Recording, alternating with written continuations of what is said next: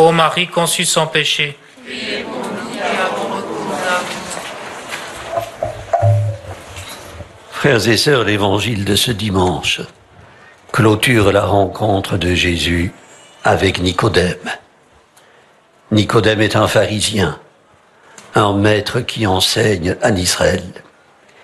Il est venu trouver Jésus de nuit. Que n'a-t-on dit à ce sujet?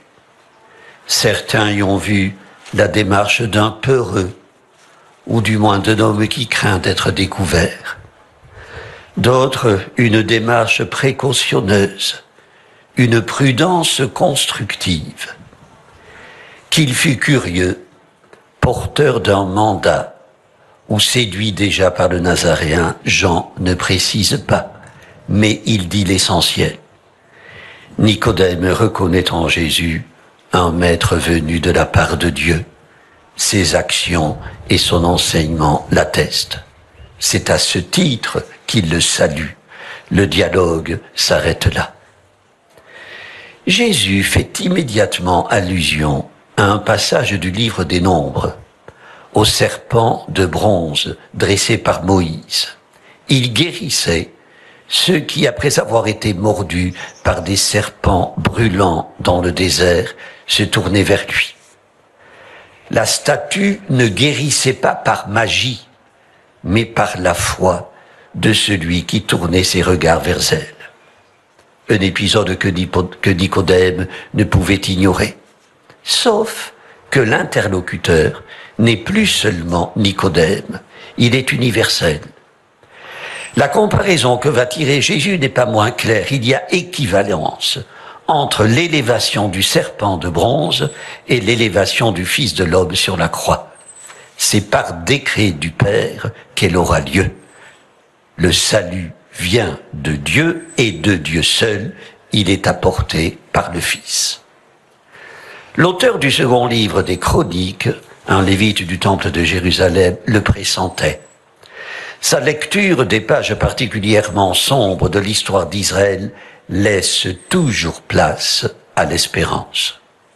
La déportation et l'exil à Babylone avaient été vécus par le peuple comme un châtiment.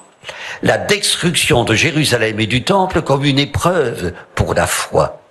Mais châtiment et épreuve ouvraient un chemin de conversion, gageaient sur la miséricorde de Dieu. La fin s'est manifestée d'une manière inattendue. Ce fut un païen, le roi Cyrus, qui permit aux exilés de retourner à Jérusalem. La grâce divine déjoue toute trajectoire humaine. Paul exalte cette grâce. Rien ne vient de nous, de nos actes, mais de la grâce, de la miséricorde et de la bonté du Seigneur. Une puissance d'amour telle qu'elle arrache à la mort. Saint Augustin comparait Jésus au médecin qui apporte au malade le remède qui doit le guérir. S'il refuse de le prendre, il se donne la mort à lui-même. Le Sauveur est venu en ce monde, ajoute saint Augustin. Tu refuses le salut qu'il t'apporte, tu seras jugé d'après ta conduite. Jugé d'après notre conduite. Frères et sœurs, croire au Dieu qui nous aime sauve. Ne pas y croire condamne. Croire en Jésus élevé sur la croix, c'est croire que l'amour de Dieu ouvre à une vie nouvelle. Frères et sœurs, ne soyons pas de ceux qui ne peuvent supporter la lumière, aveuglés qu'ils sont par elle. Ils ne vivent que dans les ténèbres. Le pape François les compare aux chauves-souris qui ne se déplacent que dans l'obscurité. Comme elle, le pécheur craint la lumière du jour. Le pire, le drame, c'est qu'il s'habitue à vivre dans les ténèbres, qu'il risque à jamais d'ignorer la lumière. Vivre dans les ténèbres, faut-il développer? Frères et sœurs, nous connaissons le mal dont nous sommes capables. Je signalerai celui causé par le mensonge et les dissimulations horribles qu'il entraîne. Pour n'avoir cessé de marteler le droit imprescriptible à la vie, le pape Jean-Paul II fut accusé de reléguer l'Église aux marges de nos sociétés démocratiques occidentales. Actuellement sont en projet et fort peu en débat des modalités pour la fin de vie, prétendument sous raison de dignité. Ces projets très favorables à l'euthanasie ne feront-ils pas obstacle au développement des soins palliatifs? C'est éludé. Frères et sœurs, ne sont ni obscurantistes, ni fondamentalistes ceux qui empruntent le chemin abrupt de la vérité et entrent fraternellement en dialogue ferme sur leurs convictions. La véritable liberté consiste à marcher dans la voie de la vérité. Celui qui fait le mal déteste la lumière, mais celui qui agit selon la vérité vient à la lumière, dit Jésus. Inéluctable devoir, se réclamer de la vérité, la faire connaître, pour honorer celui auprès de qui Nicodème s'est rendu nuitamment.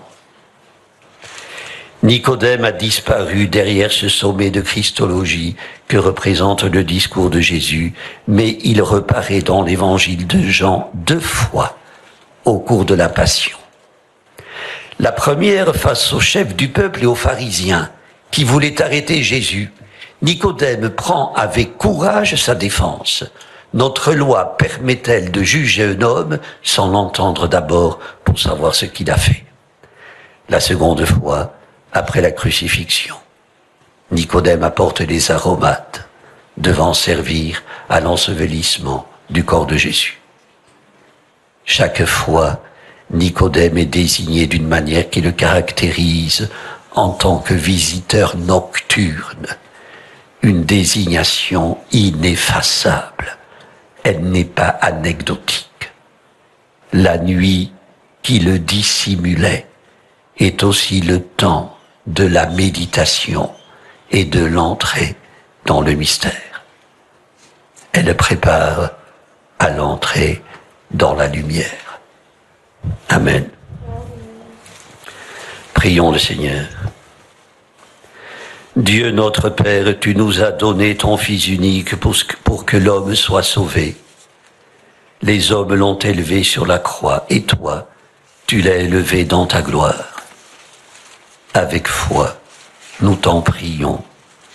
Sauve-nous de la mort et fais-nous vivre pour toujours avec toi. Le Dieu vivant et vrai, pour les siècles des siècles. Amen. Le Seigneur soit avec vous. Et avec votre esprit. Que Dieu Tout-Puissant vous bénisse, le Père, le Fils et le Saint-Esprit. Notre-Dame de Lourdes. Notre-Dame de Lourdes. Notre-Dame de Lourdes, Sainte Bernadette,